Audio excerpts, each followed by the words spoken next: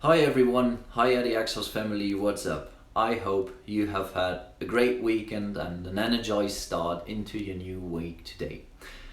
And with that being said, welcome to today's 5 minute mindset practice with me, Coach Jakob.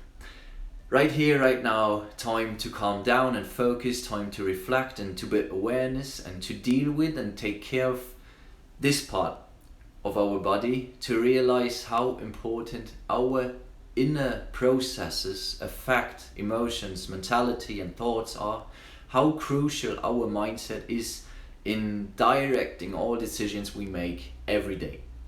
Today we will follow up on last week's topic and continue to talk about the contributors and factors influencing our eventual motivation facing a certain challenge.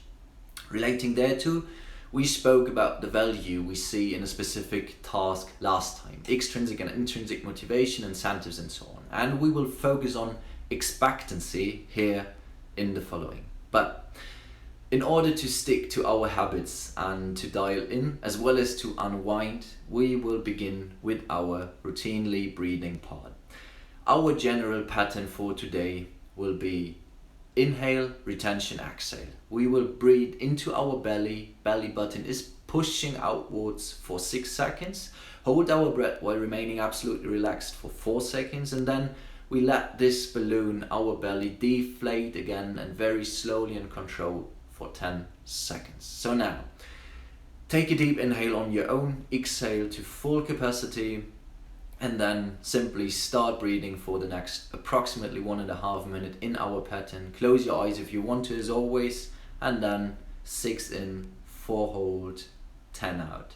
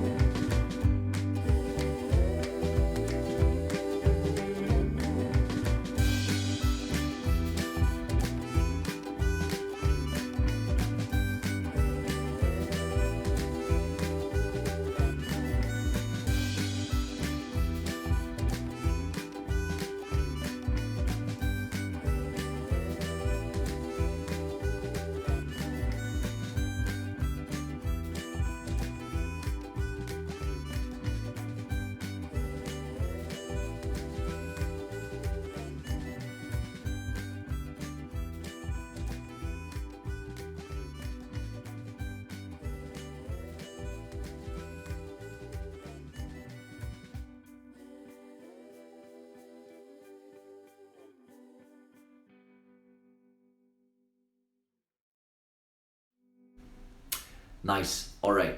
Last Monday, we reflected upon different forms of motivation, extrinsic and intrinsic, and concluded that rather than one is good, one is bad, or it is either 100% this or 100% that, it actually is a continuum that we can move along. And while an extrinsic component on that spectrum tends to start the engine, a more intrinsic motivational aspect, which we might develop over time, keeps it going. This is the value or incentive we attribute to whatever it is that we are dealing with. An incentive that pushes or pulls us, like simply the drive to prove competence, like I can do that, something basically inherent to the activity. But there might also be some sort of financial incentive that would be more consequence of the activity. These incentives are associated with the anticipation of an obtaining a desired goal state, and this relationship is forging the so-called expectancy value model. With regards to expectancy, it is quite similar to what we said about our incentives. We have expectations concerning our own behavior and the results due to that behavior, something rather self-referential. And at the same time, we might have some expectations concerning the consequences following the results, some outside consequences. Now, the question is, how big should this expectancy be to ideally promote our motivation? How high should our expectations be? Well, if the expectations are zero, the chance we stay unmotivated is relatively high. But on the flip side of this coin, if our expectancy is immense but ultimately not satisfied because you fell short or something that was beyond your control, whatever the reasons where your expectations did not get answered, your motivation is suffering too, at the latest when you're tackling the next challenge. Therefore, again, it is about finding the sweet spot between the extremes. And please, by saying that, do not get me wrong. I'm not saying we should lower our expectations every time too much. As I said, it definitely should not be zero, and actually not even be close to, but far away from that. And I'm absolutely not saying that we should not have these big dreams that we are chasing with everything we've gotten every day. I believe this is what makes it all so special. I believe this is our power source, why we get up every day. Maybe this is our why. However, looking at the smaller, short-term steps, plans and achievements, and our respective expectancy, maybe sometimes it is beneficial to not expect everything, but recognizing, hey, if this would be the result, I would be happy. There might be room for more to expect, but this could be room we leave for pleasant, more or less unexpected surprise. Some food for thought. And all those aspects lead us to further possible considerations around contributing factors to our motivation. Something closely related to the aforementioned expectancy is the question how we assess and rate the chance or possibility for a task realization to be.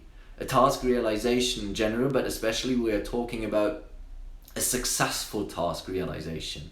And what successful means to us, to you or to me, its definition regarding a certain challenge, again, is based on what we expect to be the result, right? And this likely is different for everyone. So we see there are many interdependencies within the aspects of the factors that are on the left side of the equal sign and determine our net motivation on the right. And so far we only talked about situational factors, but we also need to take into account our individual and relatively stable, context independent personal traits. And all of this will be the content for the next mindset session with me. For now, for today, that's it. A lot of information, or rather food for thought, which you can reflect on. So happy reflecting, everyone, and hopefully see you next time. Goodbye and cheers.